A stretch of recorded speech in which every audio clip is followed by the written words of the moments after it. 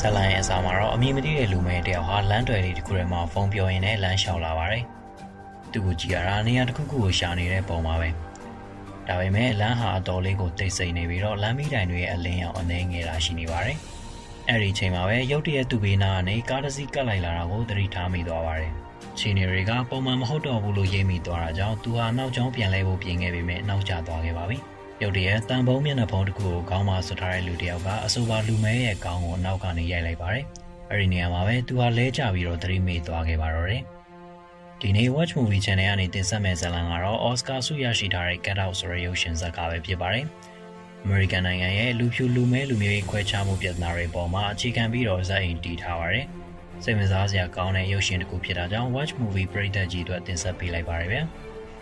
ကဲဒါဆိုရင်တော့ဇာတ်လမ်းလေးအကြောင်းကိုအခုပြန်သွားလိုက်ကြရအောင်ပါ။တကယ်တော့ဇာတ်လမ်းကအခုမှစမှာပါ။ဓာတ်ပုံဆရာတယောက်ဖြစ်တဲ့ Chris ဆိုတဲ့လူမဲလေးဟာအိမ်မွေးခွေးလေးတစ်ကောင်နဲ့အတူတူနေထိုင်ပါတယ်။လူမဲကောင်လေးရဲ့ချစ်သူမိန်းကလေးကတော့လူဖြူကောင်းမလေးတယောက်ဖြစ်ပါတယ်။သူမနာမည်ကတော့ Rosie ပါ။ဒီနေ့မှာတော့ Rosie ရဲ့မိဘအိမ်ကိုသူတို့နှစ်ယောက်လုံးအလဲသွားဖို့စီစဉ်ခဲ့ပါတယ်။ဒါပေမဲ့ Chris ဟာလူမဲတယောက်ဖြစ်နေကြတာကြောင့် Rosie ရဲ့မိဘအိမ်ကိုအလဲသွားဖို့စိုးရိမ်နေခဲ့ပါတယ်။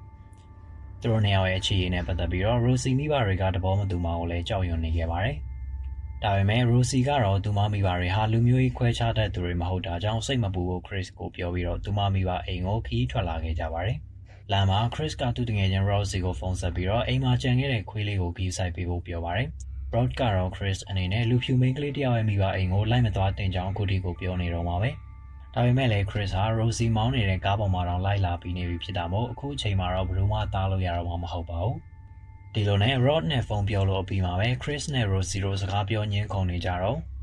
သူတို့ရဲ့ကားဟာတစ်စုံတစ်ခုကိုအရှိန်ပြင်းစွာတိုက်မိသွားခဲ့ပါတယ်။သူတို့နှစ်ယောက်လုံးလည်းအယမ်းကိုထိတ်လန့်သွားခဲ့ပါတယ်။ Chris ကတော့သူတို့ဘာကိုများတိုက်မိလိုက်တာလဲဆိုတာရှာဖွေကြည့်လိုက်တဲ့အခါမှာတော့တေဆုံးနေပြီဖြစ်တဲ့တမင်တကောင်ကိုတွေ့လိုက်ရပါတယ်။ Chris တရားဟာအယမ်းကိုစိတ်မကောင်းဖြစ်သွားခဲ့ပါတယ်။အဲဒီလိုမတော်တဆဖြစ်ပွားခဲ့တဲ့ကားတိုက်မှုနဲ့ပတ်သက်ပြီးဖြေရှင်းပြီးတဲ့အခါမှာတော့ Rosie ရဲ့မိဘအိမ်ကိုအရင်လိုပဲခီးဆက်ခဲ့ကြပါတယ်။ Rosie အိမ်ကိုရောက်တဲ့အခါမှာတော့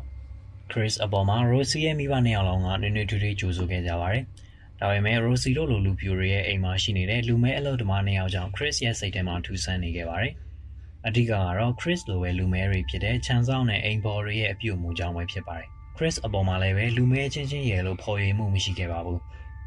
Rosie အဖေရဲ့ပြောစကားအရတော့ချန်ဆောင် Walter နဲ့အိမ်ပေါ် George တို့ကို Rosie ရဲ့အဖိုးနဲ့အဖွားအတွက်အဆောင်အရှောက်ဖြစ်နေခေါ်ထားတာပဲဖြစ်ပါတယ်။ဒါပေမဲ့အဖိုးနဲ့အဖွားကတော့အဆုံးပါသွားခဲ့ပါပြီ။ဒီလိုနဲ့ပဲ Rosie အဖေဟာ Chris ကိုအင်ဂျီနန်းလိုက်ပြပေးရင်လည်း Rosie ရဲ့အမေရဲ့ရုံးခန်းအကြောင်းကိုလည်းပြောပြခဲ့ပါတယ်။ Rosie ရဲ့အမေကစေယောဂါအထူးကုဆရာဝန်တယောက်ဖြစ်ပါတယ်။ဖခင်ဖြစ်သူကတော့အာယုံကြောဆရာဝန်တယောက်ဖြစ်ပြီးတော့ Rosie ရဲ့မောင်လေးကလည်းစေကျောင်းသားတယောက်ပဲဖြစ်ပါတယ်။ Rosie အမေရဲ့စေယောဂါကုသရေးအလုပ်ခန်းဟာအရန်ကိုစိတ်ဝင်စားဖို့ကောင်းပါတယ်။ဒီလိုနဲ့သူတို့တွေစကားပြောမိတ်ဆက်ကြရင်လည်း Chris ရဲ့မိဘတွေအကြောင်းကိုလည်းမေးမြန်းခဲ့ပါတယ်။စိတ်မကောင်းစရာပါပဲ။ Chris ရဲ့အဖေဟာ Chris 17နှစ်သားအရွယ်လောက်မှာပဲ accident တစ်ခုကြောင့်သေဆုံးသွားခဲ့တာဖြစ်ပြီးတော့ဖခင်ဖြစ်သူကိုတော့ Chris ဟာဓာတ်ပုံထဲမှာတော့မမြင်ဘူးခဲ့ပါဘူး။ဒီလိုစိတ်မကောင်းစရာတွေကိုမေးပြောက်စေဖို့စကားတွေဆက်ပြောနေကြရင်လည်း Chris ဟာဆလိတ်တောက်တဲ့လူတစ်ယောက်ဖြစ်မှန်ကို Rosie ရဲ့မိဘတွေကသိသွားခဲ့ပါတယ်။ Rosie အမေက Chris မှာဆလိတ်တောက်တဲ့အကျင့်ရှိနေတာဟာမကောင်းပါဘူး။ဒါကြောင့်သူ့ရဲ့အိမ်မွေးချကူထုံးနဲ့ Chris ကိုဆလိတ်ပြတ်အောင်ကုသပေးနိုင်ကြောင်းပြောပြခဲ့ပါတယ်။အဲဒါကြောင့်တစ်ချိန်တစ်ခါလောက်တော့အိမ်မွေးချပြီးတော့ဆလိတ်ဖြတ်ကြည့်ဖို့ကိုအားလုံးကတိုက်တွန်းခဲ့ကြပါတယ်။ဒါပေမဲ့ Chris ကညှင်းဆိုခဲ့ပါတယ်။အဲဒီနောက်မှာတော့ဒီတစ်ပတ်ပိတ်ရက်မှာ Rosie ရဲ့မိဘအိမ်မှာပါတီပွဲတစ်ခုကျင်းပဖို့ရှိတဲ့အကြောင်းကို Chris ကိုပြောပြခဲ့ပါတယ်။အဲဒီပါတီပွဲဟာ Rosie ရဲ့အဖိုးမဆုံးခင်ကတည်းကနှစ်စဉ်ကျင်းပပေးနေကြပွဲဖြစ်ပြီးတော့ဒီနှစ်မှာလည်းထုံးစံတိုင်းကျင်းပပေးကြမှာပါ။သူတို့တွေအဲဒီလိုစကားပြောနေကြတော့မှပဲ Rosie မောင်လေးပြန်ရောက်လာခဲ့တာကြောင့်စကားစပြတ်သွားခဲ့ပါတယ်။ညစာထမင်းစပွဲရောက်တဲ့အချိန်ထိအားလုံးဟာပုံမှန်ဖြစ်နေခဲ့ပေမဲ့ Chris ရဲ့စိတ်ထဲမှာတော့လူမဲအိမ်ပေါ်အမျိုးသမီး George ကတော့ထူးဆန်းနေတယ်လို့ခံစားနေမိခဲ့ပါတယ်။ဒါပေမဲ့ဘယ်အရာကထူးဆန်းနေမှလဲသူတေချာမသိပဲဖြစ်နေခဲ့ပါတယ်။အဲဒီညမှာတော့ Chris တယောက်ဟာကောင်းကောင်းအိမ်မပြောခဲ့ပါဘူး။သူတွေကဟိုရောက်ဒီရောက်နဲ့ဖြစ်နေတာကြောင့် secret တလေးကိုယူပြီးတော့အိမ်ပြင်ကိုထွက်လာခဲ့ပါတယ်။အိမ်ပြင်မှာရက်ရင်နဲ့ secret ကိုမင်းကြီးနေတော့မှပဲသူရက်နေတဲ့နေရာစီကိုတရှိန်ထိုးပြေးလာနေတဲ့လူတယောက်ကြောင့်ထိတ်လန့်သွားခဲ့ပါတယ်။အနီးအနားကိုရောက်တဲ့အခါမှာအဲဒီလူဟာချန်ဆောင် Walter ဖြစ်နေခဲ့ပြီးတော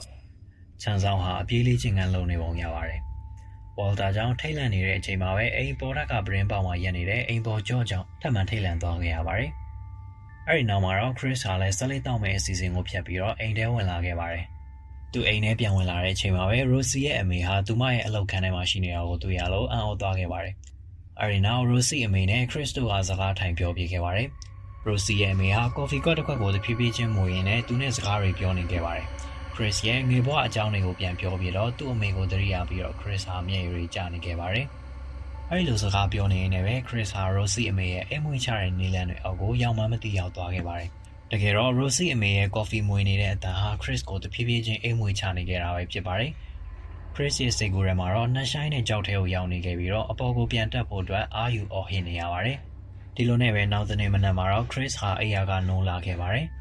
ညကဖြစ်ပျက်ခဲ့တဲ့အဖြစ်အပျက်တွေဟာအိမ်မက်တွေလားဒါမှမဟုတ်တကယ်ပဲလားဆိုတာကိုသူဝေခွဲမရဖြစ်နေခဲ့ပါတယ်။ဒါပေမဲ့ဒါတွေဟာစိတ်ဆွဲပြီးမှတ်တဲ့အိမ်မက်တွေပဲဖြစ်လောက်ပါတယ်လို့တွေးပြီးတော့ပုံမှန်အတိုင်းပဲနေခဲ့ပါတယ်။အဲဒီနောက် Chris ဟာခြံဝင်းထဲမှာဓာတ်ပုံတွေပတ်ရိုက်နေရင်းနဲ့တက်ခုတ်နေတဲ့ခြံဆောင် Walter ကိုတွေ့တဲ့အခါမှာစကားသွားပြောရင်းနဲ့မိတ်ဆက်ခဲ့ပါတယ်။ခြံဆောင် Walter ဟာ Chris တွေးထားတယ်လို့မျိုးကိုလိုမျိုးအချင်းချင်းရဲ့လို့သူ့အပေါ်မှာလည်းဖော်ဖော်ရွေမရှိခဲ့ပါဘူး။ဒါဟာလည်း Walter က Rosie နဲ့ပတ်သက်ပြီးတော့သူ့ကိုမနာလို့ဖြစ်နေတာများလားလို့ Chris ကတွေးမိခဲ့ပါတယ်။အဲဒီနောက် Walter ရဲ့ပြောစကားတွေအရမနေ့ညကအဖြစ်အပျက်တွေဟာအိမ်မက်တကူမဟုတ်ပဲနဲ့ Rosie အမေကသူ့ကိုတကယ်ပဲအိမ်မွေးချခဲ့တာဖြစ်ကြောင်းသိသွားခဲ့ပါတယ်။ဒီလိုနဲ့ပဲပါတီပွဲစမယ့်အချိန်ကိုရောက်လာတဲ့အခါမှာတော့ခြံဝင်းထဲကိုကားတွေအများကြီးဝင်ရောက်လာကြပါတယ်။ Rosie က Chris ကိုပါတီပွဲတက်ရောက်လာတဲ့မိတ်ဆွေတွေနဲ့မိတ်ဆက်ပေးခဲ့ပါတယ်။ပါတီပွဲလာရောက်သူတွေအားလုံးကလည်းလူဖြူတွေကြီးပဲဖြစ်နေတာကြောင့် Chris တယောက်ဟာအရန်ကိုစိတ်ကျဉ်ကျပ်နေခဲ့ရပါတယ်။အဲဒီလိုနဲ့ပါတီပွဲကိုအာရုံလွှဲဖို့အတွက်ဒုတိယထဲတပ်ပုံရှောက်ရိုင်းနေနဲ့ထူးထူးခြားခြားပါပဲ။ပွဲတက်လာတဲ့လူမဲတယောက်ကိုရုတ်တရက်လမ်းမြင်လိုက်ပါတယ်။ Chris ဟာလူဖြူတွေကြားထဲကရှာရှာပပလူမဲတယောက်ကိုတွေ့မြင်လိုက်ရတာကြောင့်အရန်ကိုဝမ်းသာသွားခဲ့ပြီးတော့အဲဒီလူကိုသွားနှုတ်ဆက်ခဲ့ပါတယ်။ဒါပေမဲ့လိုဂန်လို့ခေါ်တဲ့အဲဒီလူမဲရဲ့ပုံစံဟာလည်းထူးခြားနေခဲ့ပါတယ်။သူ့ရဲ့စကားပြောပုံနဲ့အပြုတ်မူတွေဟာထူးခြားနေခဲ့တဲ့အပြင်လိုဂန်မှာအသက်ကြီးကြီးနဲ့လူဖြူမိန်းမတယောက်လည်းရှိနေခဲ့ပါတယ်။ Chris ဟာအရန်ကိုအံ့ဩနေခဲ့ပြီးတော့စိတ်ထဲမှာတမျိုးကြီးခံစားနေရပါတယ်။အဲဒီလိုနဲ့စိတ်ရှုပ်နေတဲ့ Chris ဟာလူရှင်းတဲ့နေရာတစ်ခုကိုထွက်လာခဲ့ပါတယ်။သူထွက်လာတဲ့နေရာမှာ Jim လို့ခေါ်တဲ့မျက်မှန်မြင်အနုပညာသမားအဖိုးတယောက်နဲ့တွေ့ခဲ့ပါတယ်။ Jim နဲ့စကားပြောပြတဲ့အခါမှာတော့ Jim က Chris ကိုတခြားလူတွေရဲ့အမြင်ကိုမေ့ထားဖို့အကြံပေးပါတော့တယ်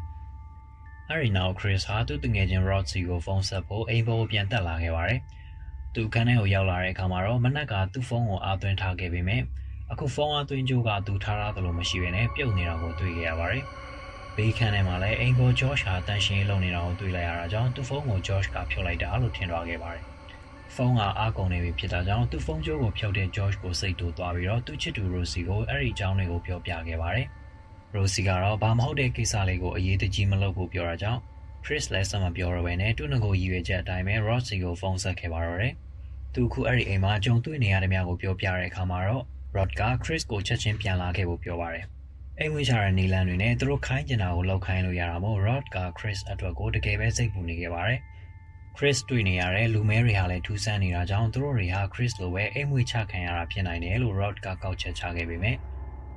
Chris ကတော့ Rosie တို့မိသားစုကအဲ့လိုပုံစံမဟုတ်ပါဘူးစိတ်မပူပါနဲ့လို့ပဲပြောခဲ့ပါတယ်။ Rod နဲ့ဖုန်းပြောလို့ပြီးမှပဲအိမ်ပေါ် Josh ရောက်လာခဲ့ပြီးတော့ Chris ရဲ့ဖုန်းကိုမတော်တဆဖြုတ်မိခဲ့တဲ့အတွက်လာတောင်းပန်ပါတယ်။ဒါပေမဲ့စကားပြောနေရင်လည်းရုတ်တရက်ငိုလိုက်ရဲလိုက်ဖြစ်နေတဲ့အိမ်ပေါ် George ကြောင့် Chris မှာအတော်လေးကိုစိတ်ရှုပ်သွားခဲ့ပါတယ်။အဲဒီလိုနဲ့သူ့အိမ်ရောက်ထက်ကိုပြန်ဆင်းလာတဲ့အခါမှာတော့ Rosie ရဲ့အဖေကသူတို့လူဖြူမိတ်ဆွေတွေနဲ့မိတ်ဆက်ပေးခဲ့ပါတယ်။လူဖြူဧည့်သည်တယောက်က Chris ကိုမိကုန်းတစ်ခုလောက်မေးလို့ရမလားဆိုပြီးတော့ African American လူမျိုးတယောက်ဖြစ်ရတဲ့အတွက်ခံစားချက်ကဘယ်လိုလဲလို့မေးခဲ့ပါတယ်။ Chris လိုလူမဲတယောက်အတွက်ဒီမေကွန်ဟာထိုးနှက်ခံလိုက်ရတယ်လို့ပါပဲ။အဲဒီချိန်မှာပဲသူတို့ရက်နေတဲ့အနာကိုခဏကလူမဲဧည့်သည်ဆောင်တွေလိုဂန်တို့ရောက်လာခဲ့တာကြောင့်Chris ကလည်းဒီမေကွန်ကိုသူ့စားလိုဂန်ကိုဖြေပေးဖို့ပြောလိုက်ပါတယ်။လိုဂန်ကတော့မေကွန်ကိုအေးစစ်စစ်ပဲပြန်ဖြေပေးခဲ့ပါတယ်။အားလုံးဟာလိုဂန်စီကိုစိတ်ရောက်နေတဲ့အချိန်မှာ Chris ဟာသူ့တငယ်ချင်း Roxy ကိုထူးဆန်းတဲ့လူမဲအကြောင်းကိုသက်သေဖြစ်နေပို့ဖို့လိုဂန်ကိုဓာတ်ပုံခိုးရိုက်လိုက်ပါတယ်။ဒါပေမဲ့မမျှော်လင့်ပဲဖုန်းကင်မရာရဲ့ flash မီအလင်းအောင်ကြောင့်အခြေအနေကရုတ်တရက်ရှုပ်ထွေးသွားခဲ့ပါတယ်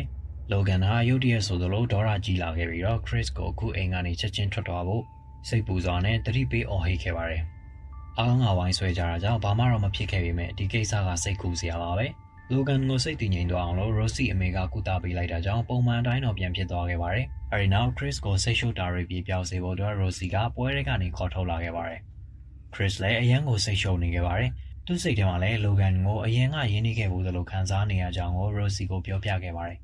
။အဲဒီနောက် Chris က Rosie ကိုဒီနေရာကသူ့တော်တော်မသိတော့ပါဘူး ဒါကြောင့်သူအိမ်ကိုပဲပြန်တော့မယ်လို့ပြောပါတယ်။ရိုစီကတော့အရန်ကိုဝမ်းနေသွားခဲ့ပါတယ်။သူတို့နှစ်ယောက်ဟာဒီလိုနဲ့ပဲလမ်းခွဲရတော့မှလားစဉ်းစားစရာပါပဲ။နောက်ဆုံးမှာတော့ Chris ကသူမပြန်တော့ဘူး Rosie အနားမှာပဲနေတော့မယ်လို့ပြောခဲ့ပါတယ်။ Rosie ကလည်းဝမ်းသာသွားပြီးတော့သူတို့နှစ်ယောက်လုံးအိမ်ကိုပြန်လာခဲ့ကြပါတယ်။ဒါပေမဲ့လည်းအဲ့ဒီအချိန်မှာပဲ Chris မတီးလိုက်တဲ့တခြားအကြောင်းအရာလေးတစ်ခုရှိနေပါသေးတယ်။ဒါပေမဲ့ Rosie နဲ့ Chris တို့အိမ်ပြင်ရောက်နေတော့မှပဲကြံခဲ့တဲ့ပါတီပွဲဟာလေလံတင်ပွဲတစ်ခုဖြစ်ပြောင်းလဲသွားခဲ့တယ်ဆိုတာကိုတော့ Chris တယောက်ကမယိမ့်မိခဲ့ပါဘူး။သူမသိလိုက်တဲ့အချိန်မှာပဲ Chris ဟာသူ့ကိုဈေးအမြင့်ဆုံးနဲ့ပေးပြီးတော့ဝယ်လိုက်တဲ့မျက်မမြင်အဖိုးအိုကြီး Jim စီမှာရောင်းစားခံလိုက်ရပါပြီ။ဒါတွေကိုဘာမှမသိသေးတဲ့ Chris ကတော့သူခိုးရိုက်ခဲ့တဲ့ Logan ရဲ့ဓာတ်ပုံကို Rod စီကိုပို့ပေးခဲ့ပါတယ်။ Rod ကချက်ချင်းပဲ Chris ကိုဖုန်းပြန်ဆက်ပြီးတော့ Chris ပို့ပေးလိုက်တဲ့လူမဲရဲ့ဓာတ်ပုံဟာအရင်တော့သူတို့နဲ့ခင်ခဲ့တဲ့ Andre ဆိုတဲ့သူဖြစ်ကြောင်းကိုပြောပြပါတယ်။ဒါပေမဲ့ဘာလို့ Andre ကတခြားသူတယောက်လိုပြောင်းလဲသွားခဲ့ရတာလဲ။အပြူမှုအဝတ်အစားနဲ့နေထိုင်ပုံတွေကအစားပြောင်းလဲသွားခဲ့သလို Chris ကိုလည်းမမှတ်မိတဲ့အပြင် Andre မှာလည်းအသက်ကြီးကြီးလူဖြူမိန်းမတယောက်ကလည်းရှိနေပြန်ပါတယ်။ဒါဟာ American ရဲ့လူမဲတွေကိုရောင်းစားကြတဲ့လူတစုပဲဖြစ်မယ်ဆိုတာရိပ်မိသွားခဲ့ပြီးတော့ Chris ဟာသူကိုယ်တိုင်လည်းစောင့်ကြည့်ခံနေရတယ်လို့ခံစားလာရတာကြောင့်ဒီအိမ်ကနေချက်ချင်းပဲထွက်သွားဖို့ပြင်ခဲ့ပါတယ်။ဒီလိုနဲ့ Chris ဟာ Rosie ကိုအခုချက်ချင်းဒီအိမ်ကနေထွက်သွားမှဖြစ်မယ်ဆိုတဲ့အကြောင်းကိုပြောခဲ့ပြီးတော့အဝတ်အစားတွေမြန်မြန်ထည့်ဖို့ပြောခဲ့ပါတယ်။ Chris ဟာအဝတ်အစားတွေကိုအမြန်သိမ်းနေတော့မှပဲပွင့်နေတဲ့ဗီဒီယိုတကားတစ်ချက်ကိုသတိထားမိသွားခဲ့ပြီးတော့အဲ့ဒီဗီဒီယိုအနားကိုရောက်သွားခဲ့ပါတယ်။ဗီဒီယိုထဲမှာတော့ဘူးနီလေးတစ်လုံးရှိနေပါတယ်။အဲ့ဒီဘူးလေးကိုဖွင့်ကြည့်လိုက်တဲ့အခါမှာတော့ဘူးထဲမှာ Rosie ရဲ့ဓာတ်ပုံတွေကိုတွေ့ရပါတယ်။ Chris ကလည်းဓာတ်ပုံတစ်ပုံချင်းစီကိုကြည့်နေနေလူမဲမျိုးသားများစွာနဲ့တွဲရိုက်ထားတဲ့ Rosie ရဲ့ဓာတ်ပုံတွေကြောင့်အံ့ဩသွားခဲ့ရပါတယ်။လူမဲတွေနဲ့တွဲရိုက်ထားတဲ့ဓာတ်ပုံတွေထဲမှာချန်ဆောင် Walter နဲ့အိမ်ဘော် George ကလည်းပါဝင်နေခဲ့ပါတယ်။ဒါပေမဲ့ဓာတ်ပုံတွေကသူတို့ရဲ့မျက်လုံးတွေဟာအခုအချိန်မှမြင်တွေ့နေရတဲ့မျက်လုံးတွေနဲ့တော့ကွာခြားနေခဲ့ပါတယ်။နေရာမျိုးမျိုးမှာပုံစံမျိုးမျိုးနဲ့ရှိနေတဲ့လူမဲဓာတ်ပုံတွေကြောင့် Chris ဟာအရန်ကိုထိတ်လန့်သွားခဲ့ပါတယ်။ Rosie နဲ့သူမမိဘတွေဟာသူ့ကိုလိန်လည်ခဲ့ကြမှအခုတော့သူတည်သွားခဲ့ပါပြီ။ဒါပေမဲ့သူမသိချင်အောင်ဆောင်ပြီးတော့ထွက်ပြေးနိုင်ဖို့ Rosie စီကကားတော့ကိုတောင်းခဲ့ပါတယ်။ဒါပေမဲ့လည်းနောက်ကျသွားခဲ့ပါပြီ။သူထွက်ပြေးဖို့ကြိုးစားခဲ့ပေမဲ့မလွတ်မြောက်နိုင်တော့ပါဘူး။အိမ်အောင်ထက်ကိုရောက်တဲ့အခါမှာတော့ Rosie အမေရဲ့ coffee ခွက်မွေလိုက်တဲ့အတန်ကြောင့် Chris ဟာသူ့စိတ်တွေကိုထိန်းချုပ်လို့မရနိုင်တော့ပါဘူး။အဲဒီနောက်မှာတော့အခန်းတစ်ခုထဲမှာသူ့ကိုချုံနှောင်ထားခြင်းခံခဲ့ရပါတယ်။ Rosie တို့မိသားစုဟာ Chris လိုပဲလူမဲဘယ်နှယောက်ကိုလှည့်စားခဲ့ပြီးပြီလေ။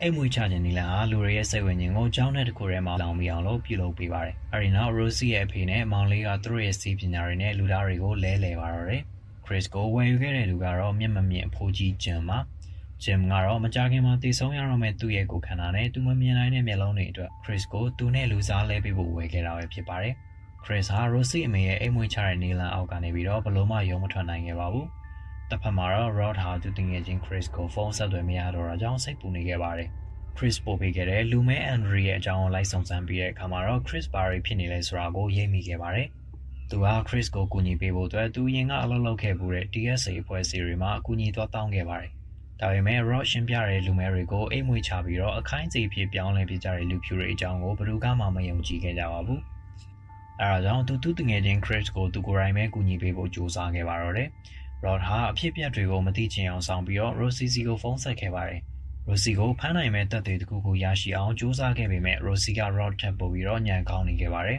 ။ Rod ကလည်းသူတငယ်ချင်း Chris တို့ဘာမှလုပ်မပေးနိုင်ပဲဖြစ်နေခဲ့ပါတယ်။ Chris ကတော့အခန်းထဲမှာပိတ်မိနေသေးပါပဲ။မကြခင်မှာပဲသူ့ကိုမျက်မမြင် Jam နဲ့လူစားလဲဖို့ Rosie တို့မိသားစုကခွဲစိတ်ကြတော့မှာပါ။ Chris ကိုအိမ်ဝင်ချထားပြီးတော့အင်ကြီးရဲ့မြောက်ခန်းတွေကခွဲစိတ်ခန်းကိုလည်းအသင်ပြင်ထားခဲ့ပါတယ်။အိပ်ပျော်နေတဲ့ Chris ကို Rosie ရဲ့မောင်လေးကခွဲစိတ်ခန်းထဲကိုပြောင်းပေးဖို့အတွက် wheelchair တစ်လုံးကိုယူပြီးတော့ Chris ရှိရာကိုရောက်လာခဲ့ပါတယ်။ Chris ကိုကြိုးဖြေပေးပြီးတဲ့အခါမှာတော့စီးသွင်းဖို့လုပ်နေတဲ့အချိန်မှာပဲအိပ်ပျော်ခြင်းအောင်ဆောင်နေတဲ့ Chris က Rosie မောင်လေးရဲ့ကောင်ကိုတံပေါ်လုံးနဲ့ထုချလိုက်ပါတော့တယ်။အဲဒီနောက်မှာတော့သူ့ကိုအိမ်မွေးချထားတဲ့အခန်းထဲကနေပြီးတော့ထွက်ပြေးလာခဲ့ပါတော့တယ်။ခွဲစိတ်ခန်းထဲမှာဆောင်နေတဲ့ Rosie ရဲ့အဖေကိုတော့နံရံမှာချိတ်ထားတဲ့သမင်ဂျူနဲ့ထိုးပစ်ပြီးတော့တပ်ပစ်ခဲ့ပါတယ်။အဲဒီနောက်မြောက်ခန်းထဲကထွက်လာတဲ့အခါမှာ Rosie နဲ့တွေ့ပြီးတော့တိုက်ခိုက်ခဲ့ရပါသေးတယ်။နောက်ဆုံးမှာတော့ Rosie ရဲ့အမေကိုဓားကျွန်းနဲ့ထိုးပစ်ခဲ့ပြီးတော့အိမ်ထဲကနေထွက်ပြေးဖို့လုပ်ပါတော့တယ်။ဒါပေမဲ့လည်းသတိပြန်ရလာခဲ့တဲ့ Rosie ရဲ့မောင်လေးကြောင့်အိမ်ပြင်ကိုမထွက်နိုင်ပဲနဲ့ဒေလူမျိုးပါထပ်မံတိုက်ခိုက်နေရပါတော့တယ်။အဲဒီကြောင့်တွေကိုတော့အိမ်ပေါ်ထပ်မှာရှိနေတဲ့ Rosie ကသတိမထားမိတော့ပါဘူး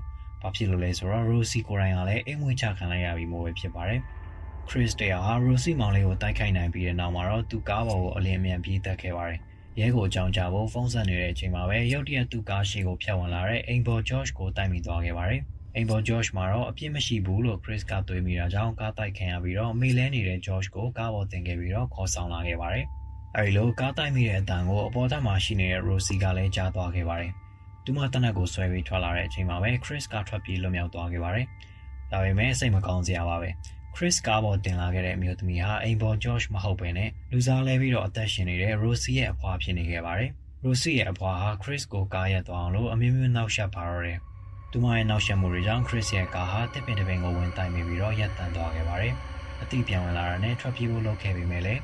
အနောက်ကနေလိုက်လာခဲ့တဲ့ Rosie ရဲ့တနက်ကြီးစံတွေကိုအပြေးလွှားပဲတိမ်းရှောင်နေရပါတယ်။ Rosie နဲ့အတူတူသူမအဖိုးလူစားဝင်ထားတဲ့ချန်ဆောင် Walter ပါလာခဲ့ပြီးတော့ Chris ကိုတိုက်ခိုက်ပါတော့တယ်။ Walter ကခွန်အားကြီးလွန်တာကြောင့် Chris ကသူ့ကိုမနိုင်ပဲဖြစ်နေပါတယ်။ Chris ဟာ Walter ရဲ့တိုက်ခိုက်မှုကိုခံနေရရင်လည်းသူ့ဖုန်းကိုထုတ်ပြီးတော့ Walter ကို flash မီးအောင်နဲ့ဓာတ်ပုံရိုက်လိုက်ပါတော့တယ်။အဲဒီချိန်မှာပဲ Walter ဟာ flash မီးအောင်ကြောင့်အသိစိတ်ပြောင်းဝင်လာခဲ့ပြီးတော့ Rosie စီကတနက်ကိုတောင်းလိုက်ပါတယ်။ Rosie ကတော့ Walter ကသူမအဖိုးလိုပဲထင်ခဲ့တာကြောင့်တနက်ကိုပေးလိုက်ပါတယ်။ဒါပေမဲ့အသိစိတ်ဝင်နေပြီဖြစ်တဲ့ Walter က Rosie ကိုတနက်နဲ့ပစ်ခဲ့ပြီးတော့သူ့ကိုယ်သူလည်းတနက်နဲ့ပစ်ပြီးတော့တက်တည်သွားပါတော့တယ်။အဲဒီလိုအခြေအနေတွေရှုပ်ရှက်ခတ်နေတဲ့အချိန်မှာပဲရဲကားတစ်စင်းရောက်လာခဲ့ပါတယ်။ကားပေါ်ကဆင်းလာတဲ့လူကတော့ Chris ရဲ့တငယ်ချင်း Rod ပါ။ဒီလိုနဲ့ပဲ Chris ဟာလည်းအဲဒီနေရာကနေပြီးတော့ Rod နဲ့အတူတူထွက်လာခဲ့လိုက်ပါတော့တယ်။ကဲဇာလန်လေးကတော့ဒါပါပဲ။ American ရုပ်ရှင်ဇာတ်လမ်းတစ်ခုဖြစ်တဲ့ Get Out ဆိုတဲ့ဇာတ်လမ်းလေးကတော့ဒီနေရာမှာပဲပြီးဆုံးသွားခဲ့ပါပြီဗျာ။ဒီရုပ်ရှင်ကတော့ rating 7.7 ထိရရှိခဲ့ပြီးတော့အရန်ကိုအောင်မြင်ကြော်ကြားခဲ့ပါတယ်။ဒါကြောင့်ဒီဇာတ်ကားလေးကိုမကြည့်ရသေးဘူးဆိုရင်လည်းကြည့်ဖို့လည်းတိုက်တွန်းချင်ပါတယ်။နောက်ပတ်တွေမှာလည်းရုပ်ရှင်နဲ့ပတ်သက်တဲ့စိတ်ဝင်စားဖွယ်ရာအကြောင်းအရာတွေကိုတင်ဆက်ပေးအောင်ပါမို့